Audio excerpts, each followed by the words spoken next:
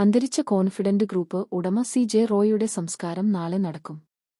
ബന്നാർകട്ടയിലെ റോയിയുടെ ഉടമസ്ഥതയിലുള്ള nature confident കാസ്കേഡിൽ വൈകിട്ട് 4 സംസ്കാര ചടങ്ങുകൾ. ഇന്ന് പോസ്റ്റ്മോർട്ടം പൂർത്തിയായ ശേഷം ഉച്ചയ്ക്ക് 2 മണി വരെ മൃതദേഹം പൊതുദർശനത്തിന് വയ്ക്കും.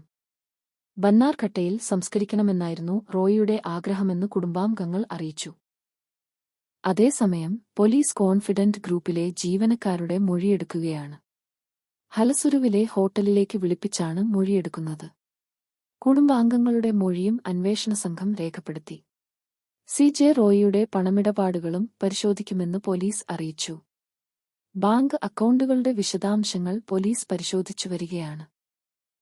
ഉദ്യോഗസ്ഥർക്ക് മുന്നിൽ നിന്ന് അമ്മയെ ഫോൺ ചെയ്യാൻ എന്ന് പറഞ്ഞാണ് സി.ജെ. റോയി മടങ്ങിയതെന്നാണ് ലഭ്യമാകുന്ന വിവരങ്ങൾ.